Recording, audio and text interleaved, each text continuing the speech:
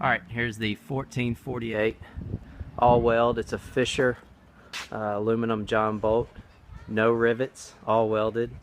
It comes with a 25 horse Johnson. It's a 1982 model Johnson, 25 horse. This is a 2001 model boat. Comes with a trailer. I've replaced the axle and the bearings and races. It has bearing buddy system with covers, and I replaced them with Timken bearings and races. So it has a motor guide, 43 pound thrust, 12 volt foot controlled trolley motor. It has LED navigation lights. It has a Cree LED spotlight. Comes with a Lowrance depth and fish finder. Here's the base for that. It also has deck lights, LED deck lights. There's one and there's the other. Has a pedestal mount there. Here's a magnetic rail for like fish hooks. There's a 12 volt cigarette lighter style plug, and here's the switch panel. So the navigation lights are controlled here, headlight, and then this is the power switch for the deck lights, as you can see, and then this is the power switch that turns on the trolley motor. And they're all fused, or the depth finder is what I mean. So there's that coming on. As you can see, the lights work and all of that. So the trolley motor, I have a connection right here, so you can unplug this and that's the trolley motor. Now the trolley motor is not connected to that switch panel. Well, you disconnect it by unplugging it, and it works. 2, 3, 4, 5, and then off again.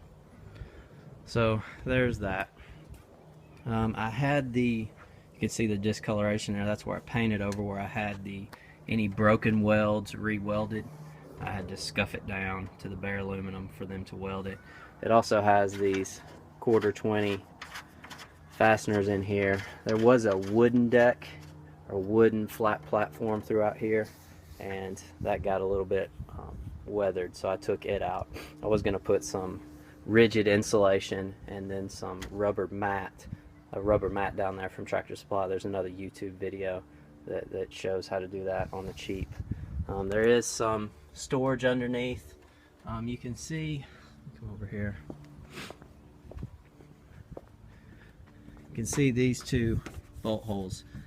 What that does is underneath here there's this high amp bus bar to run power from the batteries to here, and then that feeds the trolley motor, and then that switch panel over there I was showing you earlier. And then pretty much all the wires come up to a negative terminal at that in that hole over there. So it comes with 2 batteries, another Humminbird depth finder that I don't have hooked up, power, transducer, everything, spare prop, but the rubber hub needs to be replaced on it. I have this Teflon bar here, so if you want to mount that transducer to the transom here, you don't have to poke holes in your boat. You could JB Weld or you know, high strength adhere this block or a section of this block to the back of the transom and drill into that. So the motor has not been run probably a solid 4 weeks. So it's cold. Obviously I can grab onto this and grab the spark plugs. It's not hot at all. I haven't done anything except rebuild the starter. Had the starter rebuilt, and I'm gonna let you listen to it run. Again, it hasn't been cranked in about 4 weeks. It's electric start, so pull out the choke.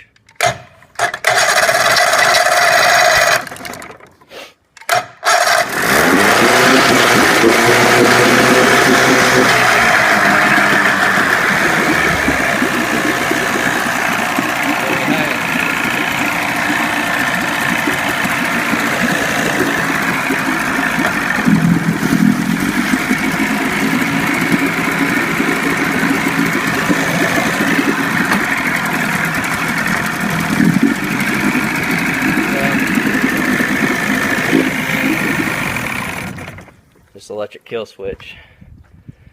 So that's pretty much it. Again, it hadn't been started in 4 weeks. It started pretty easily.